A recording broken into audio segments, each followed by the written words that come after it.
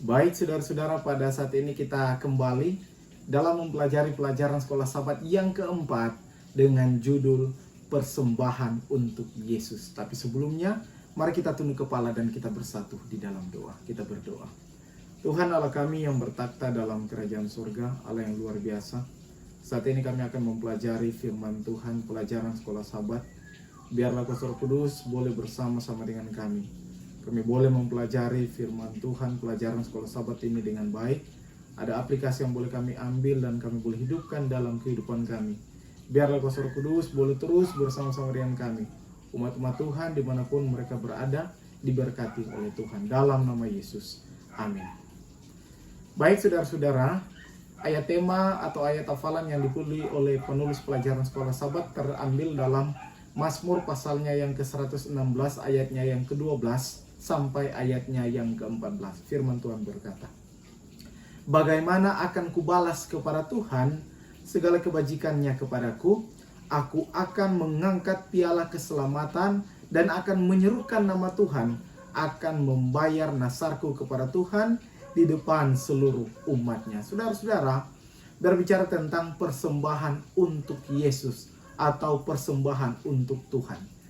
Catatan pelajaran sekolah sahabat mengangkat topik sangat menarik oleh karena pekan lalu kita telah meneliti tentang persepuluhan yang harus kita kembalikan kepada Tuhan dengan jujur, setia, benar, dan secara sistematis. Dan sekarang ini kita akan membahas bagaimana kita akan memberikan persembahan kepada Tuhan.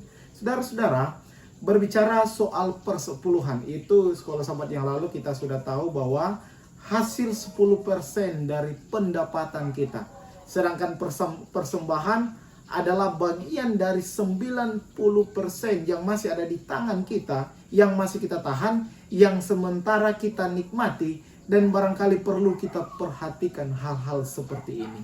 Sebelum lanjut, saudara-saudara, saya mau sampaikan beberapa hal, yaitu orang mengingat atau mengenal kita oleh karena dua hal. Yang pertama, kita baik.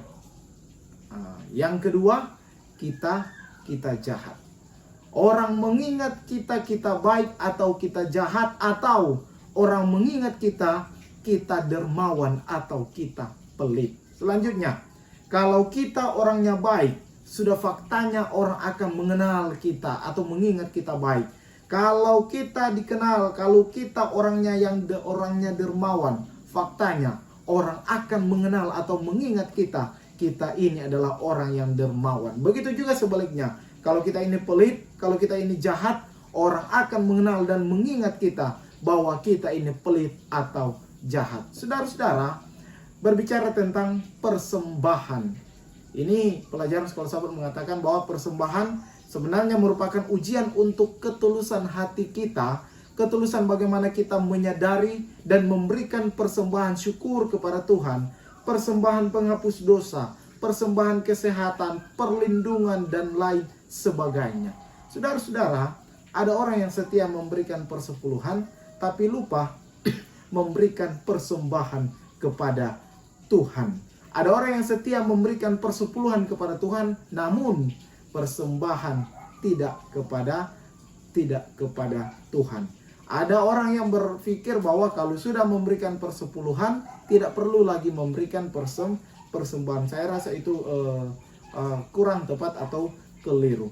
Kalau sudah mengembalikan apa yang jadi hak Tuhan, persepuluhan, pertanyaannya apa yang akan kita berikan kepada Tuhan. Karena rumusnya adalah persepuluhan adalah kembalikan milik Tuhan, sedangkan persembahan apa yang akan kita berikan kepada Tuhan. Selanjutnya, penulis pelajaran sekolah sahabat G. Edward Reid, dia menyatakan seperti ini. Bila kita menyadari betapa besarnya pemberian Allah kepada kita, kita akan mulai melihat bahwa pemberian kita lebih sekadar mengaspal tempat parkir atau membeli jubah untuk penyanyi kor. Kita membawa persembahan sebagai sambutan terhadap apa yang telah dilakukan oleh Allah kepada kita, terutama pengorbanan Yesus. Kita mengasihi Dia karena Dia telah lebih dahulu mengasihi kita. Saudara-saudara, penulis pelajaran sekolah Sabat di sini dia mengangkat beberapa topik yang kecil yang disesuaikan dengan beberapa perikop dasar Alkitabiah sesuai dengan judul-judul yang ada.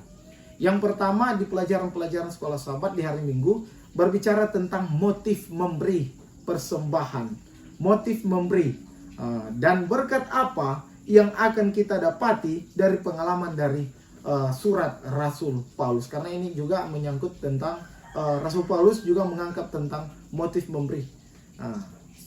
Berbicara tentang motif, saudara-saudara, tidak ada yang bisa mengukur hati manusia kecuali atau selain Allah sendiri.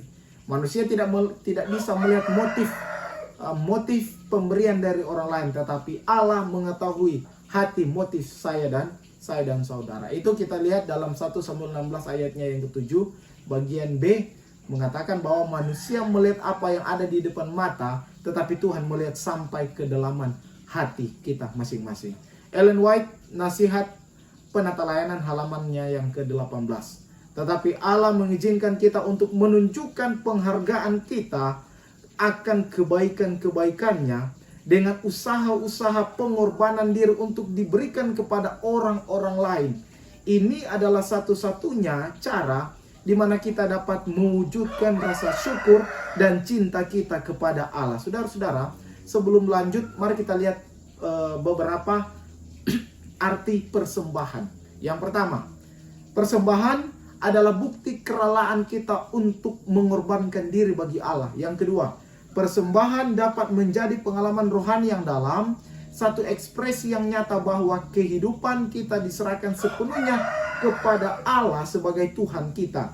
Dan berkat ketika kita menaruh Tuhan yang pertama dan sepenuhnya menurut Ellen White di Agama yang Bersinar di perenungan pagi, kalau tidak salah itu di hari Kamis 26 Januari mengatakan, ketika kita menaruh Allah yang pertama dan terutama, God first, maka mereka adalah orang yang paling berbahagia di dunia ini. Saudara-saudara, memberikan persembahan artinya juga kita menaruh Allah yang pertama dan terutama. Dan Nyonya White sampaikan di perenungan pagi hari Kamis 26 Januari, mereka adalah orang yang paling berbahagia di dunia ini. Luar biasa. Orang yang paling berbahagia adalah orang yang suka memberi kepada Tuhan dan memberi kepada orang yang berkekurangan. Sekarang, dengan motif bagaimana seorang pemberi harus memberi persembahan kepada Tuhan. Saudara-saudara ingat Ellen White dia sampaikan bahwa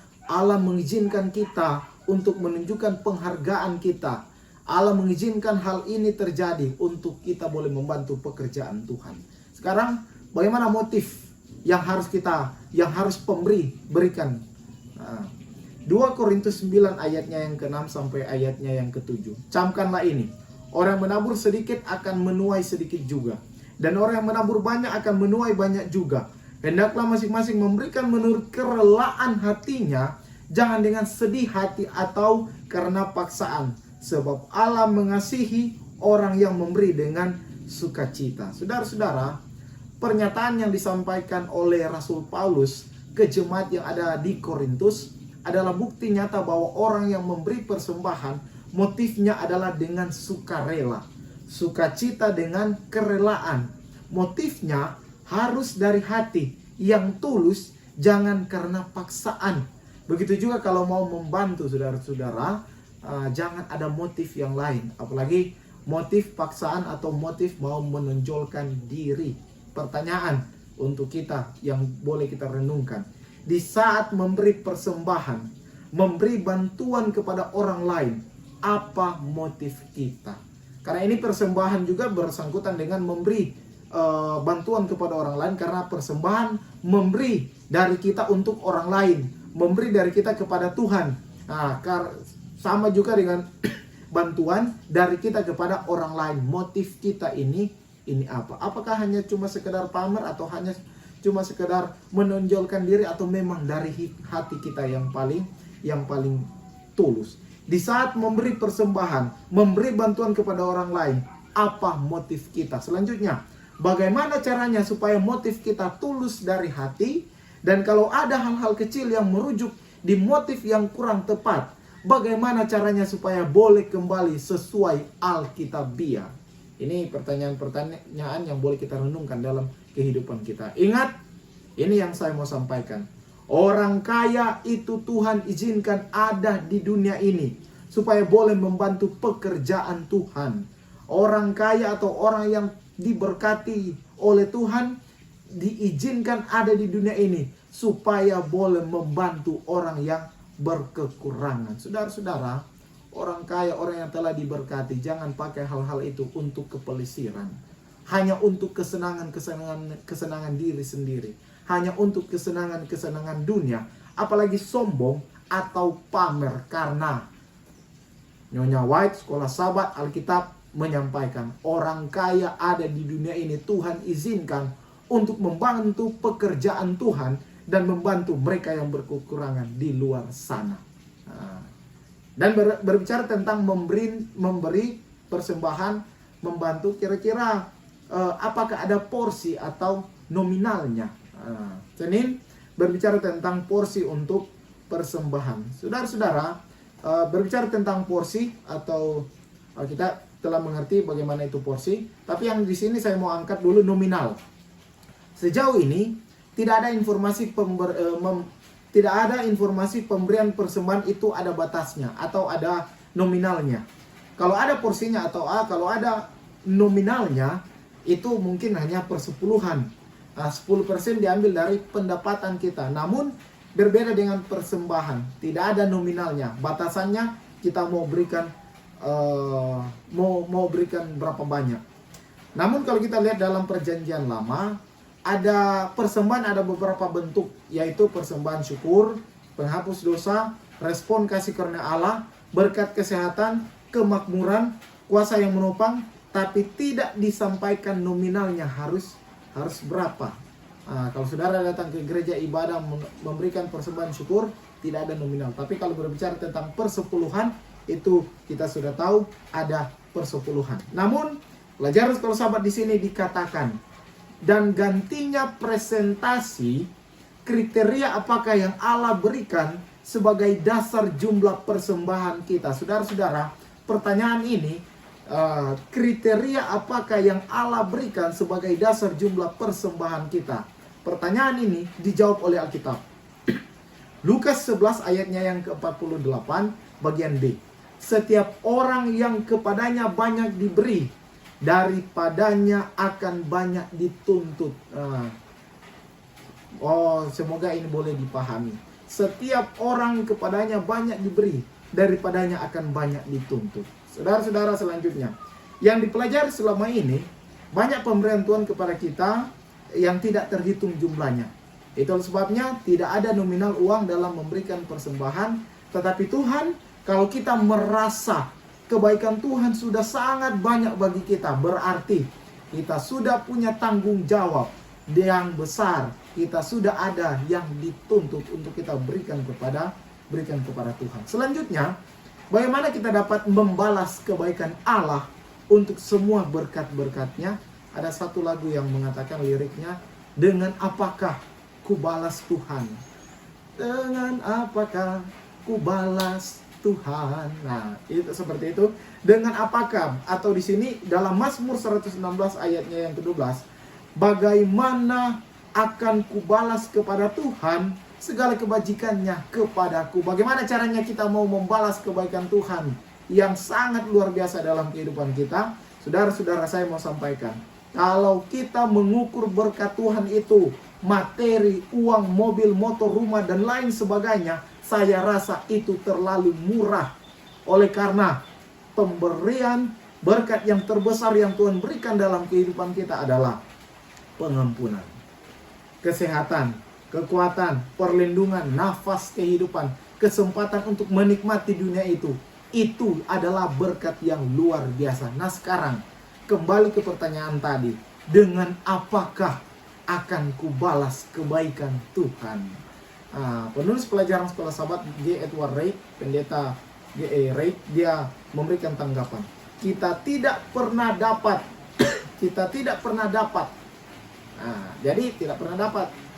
Tampaknya yang terbaik yang dapat kita lakukan adalah berbuat baik pada pekerjaan Allah, membantu pekerjaan Allah, menolong sesama manusia. Jadi apa yang boleh kita lakukan membalas kebaikan Tuhan? Yang pertama, membantu berbuat baik dalam pekerjaan Allah. Yang kedua, menolong sesama manusia. Yang ketiga, yang boleh saya tambahkan yaitu bersyukur, berterima kasih, datang beribadah kepada Tuhan. Itu yang bisa kita lakukan kepada Tuhan. Ingat saudara-saudara, apa yang saya katakan tadi, orang yang telah diberkati harus menjadi berkat bagi orang lain. Orang kaya ada, Tuhan izinkan ada di dunia ini untuk membantu pekerjaan Tuhan dan menolong orang lain yang berkekurangan. Selanjutnya, berbicara tentang persembahan-persembahan dan ibadah kepada Tuhan. Dalam Alkitab sampai sejauh ini tidak ada aturan-aturan dalam pelayanan ibadah. Yang adanya tapi tampaknya ada sedikit hal-hal yang kita lakukan dalam ibadah, yaitu berkhotbah, berdoa, mendengarkan firman Tuhan, bernyanyi, dan memberikan persembahan dan persepuluhan. Apakah ini ada dasar Alkitabnya? Ada. Dalam Keluaran 23 ayatnya yang ke-14 sampai 17, dan dalam Ulangan 16 ayatnya yang ke-16. Umat Tuhan bangsa Israel datang ke Ka'bah, beribadah kepada Tuhan, datang ke Ka'bah 1 tahun 3 kali dalam acara-acara tertentu.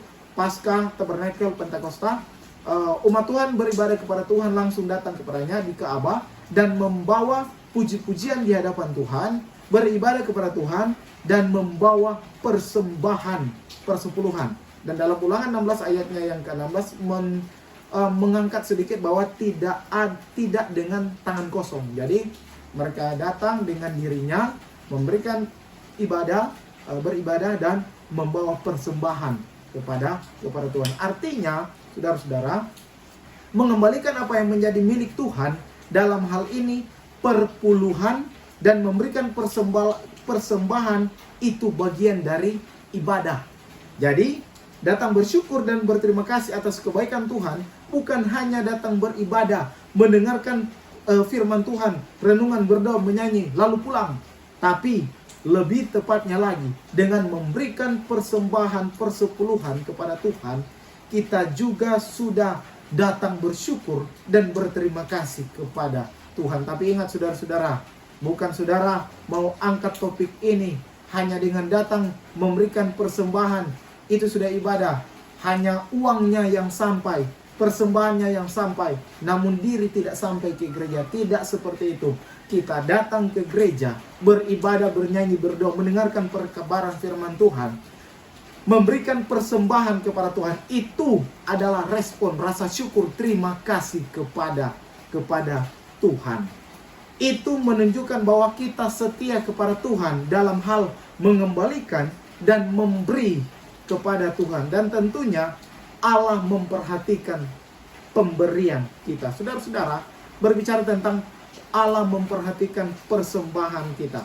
Dalam pelajaran sekolah Sabat, di bumi ini kita manusia sama seperti ikan yang ada di dalam akuarium. Segala aktivitas yang dilakukan oleh ikan di dalam akuarium, baik makan, berenang, dan lain-lain, diperhatikan oleh kita manusia yang ada di luar dari akuarium. Begitu juga dengan kehidupan kita manusia. Apa yang kita lakukan pada saat ini diperhatikan oleh tetangga kita, orang lain, sahabat, keluarga kita. Terlebih kita sementara diperhatikan oleh Tuhan kita yang Maha Kuasa. Nah, dalam pelajaran sekolah Sabat di sini, dari soal Allah memperhatikan persembahan kita, ada dua kasus yang diangkat di sini, yaitu yang pertama, persembahan seorang janda di bait suci, yang kita boleh ambil itu dalam kitab Injil, dan peristiwa kepala pasukan Itali, yaitu Cornelius, dalam kitab Kisah pasalnya yang ke-10. Yang pertama, seorang janda yang memberikan persembahan itu di bait suci, yang diperhatikan langsung oleh Yesus, karena Yesus tahu betul motif pemberian dari janda tersebut yang tulus. Dia berikan 2 peser, saudara-saudara. Di semua yang ada padanya, dia berikan itu kepada Tuhan, dan akhirnya diperhatikan oleh Tuhan. Saudara-saudara, menjadi pertanyaan, kenapa pemberian dari seorang janda yang miskin ini diperhatikan oleh Yesus? Karena Yesus melihat motifnya, hatinya yang tulus. Walaupun dia berikan hanya 2 peser, 1 duit, saudara-saudara, adalah mata uang yang sangat kecil pada waktu itu.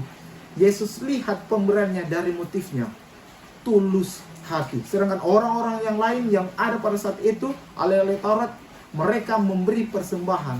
Barangkali pada waktu itu mereka masuk ke rumah ibadat, mereka memperlihatkan, mempertontonkan uang mereka. Mereka membunyi-bunyikan, memamerkan akan kekayaan mereka. Tetapi berbeda dengan ini, janda yang miskin. Dia datang memberikan persembahan dengan tulus hati, dan hasilnya adalah diperhatikan oleh Yesus, diperhatikan oleh Tuhan. Selanjutnya, kasus yang kedua adalah Cornelius. Cornelius adalah orang yang saleh. Ia serta seisi rumahnya takut akan Allah, suka memberi sedekah bagi orang Yahudi, dan senantiasa berdoa kepada Tuhan. Saudara-saudara, Cornelius adalah seorang perwira pasukan Itali. Dia saleh serta seisi rumahnya takut akan Allah. Dia suka memberi sedekah kepada orang Yahudi. Saudara-saudara, di bagian ini yang sangat menakjubkan. Kenapa? Karena Cornelius ini dia bukan orang Yahudi, namun dia suka memberi sedekah bagi orang Yahudi. Sederhananya begini, saudara-saudara, Cornelius atau kita bukan orang Kristen, namun kita suka memberi sedekah bagi saudara-saudara yang ada di luar Kristen tanpa memandang bulu. Yang mirisnya adalah sekarang ini sementara terjadi. Sekarang ada banyak orang Kristen, ada banyak para donatur yang ingin membantu, tapi hanya pilih-pilih kasih. Kadang ada yang suka memberi, tapi balasannya harus disanjung-sanjung. Suka memberi tapi harus disanjung dulu. Suka memberi harus dijemput-jemput kayaknya presiden, layaknya presiden. Kalau tidak disanjung nanti bantuannya tidak akan sampai. Beda dengan Cornelius. Dia orang yang suka memberi tanpa memandang bulu. Dia orang yang suka memberi walaupun dia ini bukan orang Yahudi, tetapi dia suka memberi kepada orang Yahudi. Di sini ada ajakan bagi kita, marilah kita jadi Cornelius yang modern dalam hal memberi. Tulus hati, tidak memandang bulu, dan tidak pernah meminta timbal balik. Kadang-kadang dalam kehidupan kita kalau suka memberi bantuan, kita suka apa yang akan saya dapat dari hal itu. Itu sangat tidak sesuai dengan Alkitab. Selanjutnya di ayat dalam Kisah 10 ayat 1 sampai seterusnya situ, selanjutnya dia bukan hanya seorang pemberi, dia selalu berdoa kepada Tuhan. Dan apa hasilnya? Hasilnya adalah pada waktu malaikat datang ke rumahnya jam 3 petang, malaikat katakan kepadanya, Cornelius, semua doamu dan sedekahmu telah naik ke hadirat Allah, dan Allah mengingat engkau. Puji Tuhan, luar biasa. Saudara-saudara, bukan hanya ibadah yang diperhatikan, bukan hanya doa yang diperhatikan, tapi setiap sedekah kita, pemberian kita, persembahan kita, bantuan kita kepada orang lain dengan motif hati yang tulus, itu selalu diperhatikan dan sampai naik ke hadirat Allah. Diperhatikan dan sampai naik ke surga. Tuhan selalu perhatikan. Dan apa hasilnya? Hasilnya adalah Allah mengingat Cornelius. Hasilnya adalah Allah mengingat engkau, kita, ketika kita banyak memberi kepada orang yang berkekurangan, memberikan persembahan kepada kita. Ingat saudara-saudara apa yang saya sampaikan tadi di awal.